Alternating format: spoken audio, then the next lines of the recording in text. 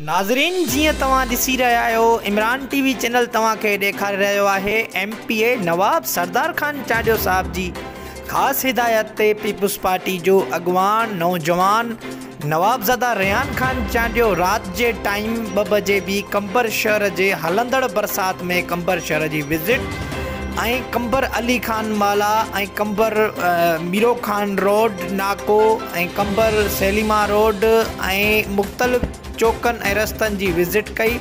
जिते भी पानी बीठल है वो पाण भी पानी कढाए रहियो आहे। स्क्रीन ते तव्हांखे इमरान टीवी चैनल ॾेखारे रहियो आहे।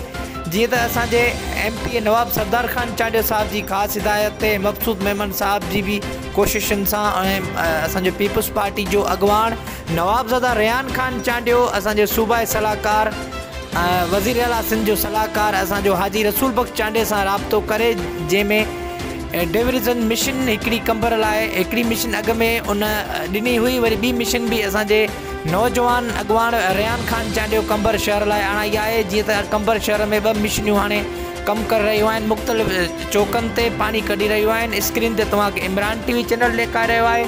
असांजो नुमाइंदो असांजो नौजवान अॻवान पीपुल्स पार्टी जो नवाबज़ादा रेहान खान चांडियो राति जे टाइम हलंदड़ बरसात में भी कंबर शहरनि जे लाइ कंबर जी सफ़ाई ऐं मींहं जे पानी जी नेकाली लाइ पाण विज़िट करे रहियो आहे, पाण उते बि कढाए रहियो आहे। इमरान टी तव्हांखे ॾेखारे रहियो आहे जेको स्क्रीन ते तव्हां ॾिसो पिया। असां हींअर राति जे टाइम में भी कंबर जी आवाम जी ख़िदमतुनि में मसरूफ़ आहे असांजो नौजवान नवाबज़ादा रेहान खान चांडियो। ऐं नाज़रीन जीअं तव्हां ॾिसी रहिया आहियो कंबर शहर जे लाइ हिकिड़ी ॿी मिशन आणाई वई आहे। असांजे वज़ीर आला जे सलाहकार हाजी रसूल बख़्श चांडियो सां नवाबज़ादा रेहान खान चांडियो राब्तो करे जंहिंमें अॻ में हिकिड़ी मिशन बि उन्हनि ॾिनी हुई। वरी ॿी मिशन हाणे बि आणाई वई आहे।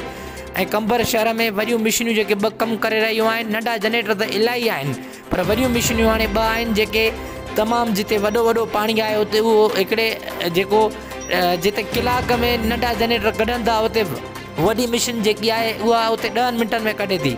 पाण MPA नवाब सरदार खान चांडियो साहब जो नंढो भाउ नवाबज़ादा रेहान खान चांडियो पानी कढाए रहियो आहे। स्क्रीन ते तव्हांखे इमरान टीवी चैनल ॾेखारे रहियो आहे। नाज़रीन